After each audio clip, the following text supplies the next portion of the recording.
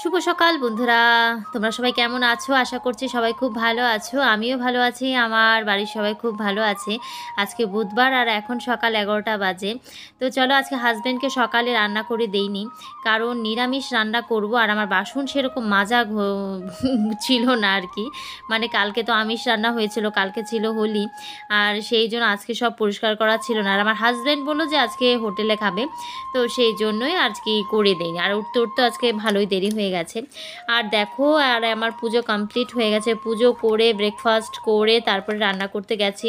আর আজকে ভীষণ তাড়াহুড়ো করে কাজ করছি। চলো দেখাই তোমাদেরকে কটা বাজে। এই দেখো 11টা 5 বাজে।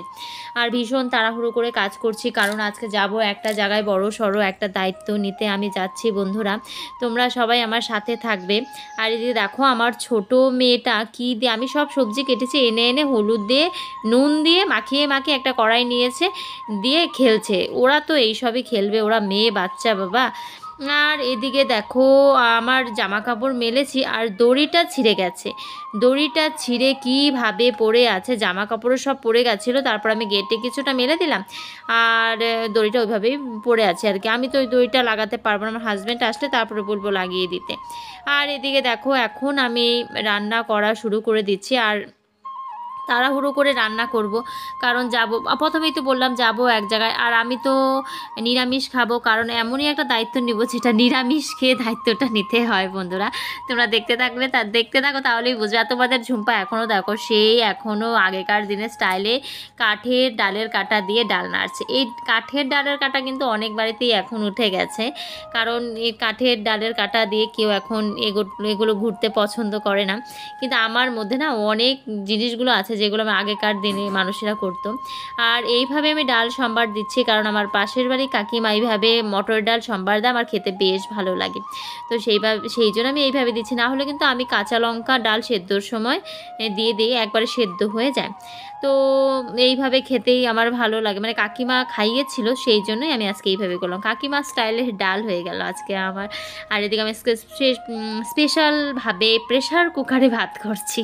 মানে প্রেশার কুকারে ভাত খেতে আমার ভীষণ ভালো লাগে, কিন্তু আমার হাজব্যান্ড প্রেশার কুকারের কোনো জিনিস খেতে ভালোবাসে না। তো সেই জন্য আমার হাজব্যান্ড বাড়িতে থাকলে আমি প্রেশার কুকারে সেরকম একটা কিছু করতে পারি না। আর এদিকে দেখো আমি মটরের ডাল হয়ে কী রান্না করেছি আর কি সেটা দেখাই আর কি। মটরের ডাল এখনও ধোয়া উঠছে। আর এদিকে করলা ভাজা, ভেন্ডি ভাজা সব কমপ্লিট হয়ে গেছে। আর এগুলো লেগেছে কেন, একটু বেরিয়েছিলাম, মানে কড়াইতে দিয়ে একটু বেরিয়ে গেছিলাম রাস্তায়, সেই জন্য লেগে গেছে। আর এদিকে দেখো আমার নিরামিষ তরকারি। এই নিরামিষ তরকারিটা কিন্তু আমার মেয়েরা ভীষণ ভালোবাসে। লাস্টে পাঁপড় ভেজে নেব, খাওয়াটা কিন্তু জমে যাবে। Hi friends, good afternoon. তো রান্না করে দুই মেয়েকে স্নান করিয়ে খাইয়ে নিয়ে চলে আসলাম। আর এখন দুপুর 2টো বাজে। তো 2টো বেজে গেল, কিভাবে বেজে গেল বুঝতে পারছি না। শরীরটা এত খারাপ লাগছে। সকালে তো উঠেছি 6টা 15-তে, মানে শরীরটা এমন দিচ্ছে যে শরীর বারবার বলছে যে একটু শুয়ে থাক, একটু শুয়ে থাক। তো তোমাদেরকে তখন বললাম না যে আমি যাব এক জায়গায়, সেই জন্য তাড়াহুড়ো করে সব কিছু করছি, বা সকাল থেকে ব্লগ স্টার্ট করতে পারিনি। এর পেছনে একটা কারণ আছে। আর এখন যাচ্ছি একটু মন্দিরে, মানে আমাদের এখানে মদনমোহন মন্দির আছে, সেখানেই যাচ্ছি কিছু কথা শুনতে। তো আমি একটা ব্যাপার নিয়ে অনেক বছর অনেক দিন বলা চলে ডিস্টার্ব আছি, অনেক বছর। তো সেই জন্য সেই ব্যাপারগুলোই না এখন আস্তে আস্তে আমি ক্লিয়ার করব। মানে আজকে একটা ক্লিয়ার করার জন্য যাব, তারপরে 1 মাস 1.5 মাসের মধ্যে আমি আরেকটা ক্লিয়ার করব। তো এই সব বিষয়গুলো নিয়ে আমি অনেক বছর থেকে ভুগছি আর কি। তো অত ঠিক না, ঠিক আছে। তো চলো এটাই আমি শুনতে যাব।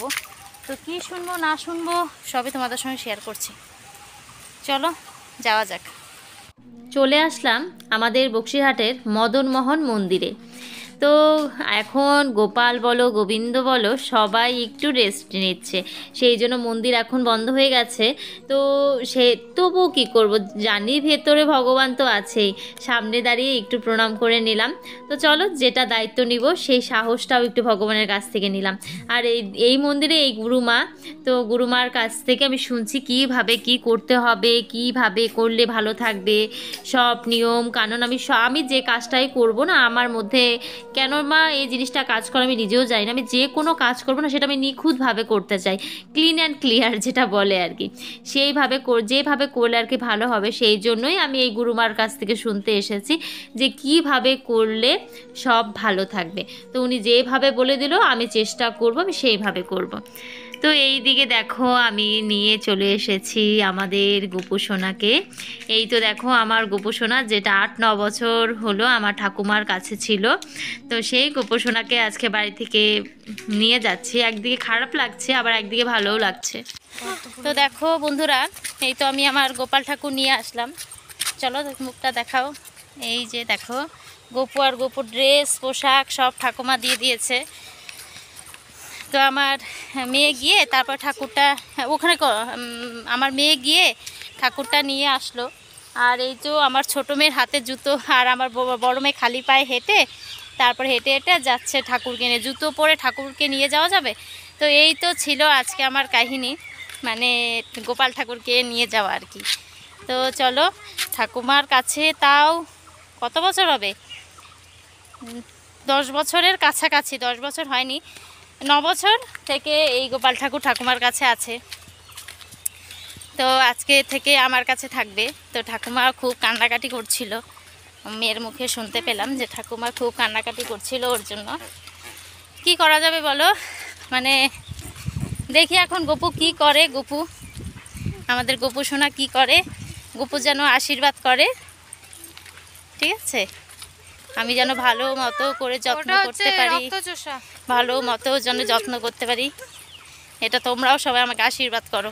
বড় একটা দায়িত্ব নিলাম, আজকে থেকে বড় দায়িত্ব নিলাম। আবার 1-2 মাস পরে আমি আরেকটা বড় দায়িত্ব নিব, সেটা তোমাদেরকে অ্যাডভান্স বলতে আমি পারছি না, কিন্তু আমি বড় একটা দায়িত্ব, মানে অনেক বড় আরেকটা দায়িত্ব আমি নিব, যেটা আমার ভিতরে অনেক অনেক অনেক বছর থেকে হচ্ছে কিন্তু পারছি না। তো সেটা আমি যেন তেন প্রকারে পূরণ করবই। জানি না, এখনও জানি না কীভাবে পূরণ করব, কিন্তু আমি করবই। তো চলো, এই গোপুর আশীর্বাদ থাকলে পারবো, গোপুর আশীর্বাদ থাকলে সব কিছু পারবো জীবনে। তো দেখো বন্ধুরা, গোপু সোনাকে নিয়ে আসলাম আমার বাবার বাড়ি থেকে। আর এদিকে আমার কাকি শাশুড়ি আজকে গোপালের ভোগ দিচ্ছে, তো সেই জন্য একবারে আমার গোপালেরও ভোগ দিয়ে দিবে এখানে। তো চলো, আমার কাকি শাশুড়ি এখন গোপালকে মানে গোপু সোনাকে অনেক আদর করছে। দেখো তোমরা কত আদর করছে গোপু সোনাকে।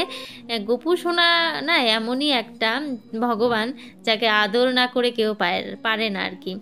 তো চলো, তোমরা সবাই আমাকে আশীর্বাদ করবে যে দায়িত্বটা আমি আজকে নিলাম, সেই দায়িত্বটা জানি একদম আমি পালন করতে পারি। তোমরা সবাই আমাকে আশীর্বাদ করবে। আর আমি গোপু সোনাকে নিয়ে যাব বলেছি, কাকিমা বলেছে আমার বাড়িতে 2 দিন থাকবে, তারপরে নিয়ে যাবে, মানে এত আদর করছে গোপু সোনাকে।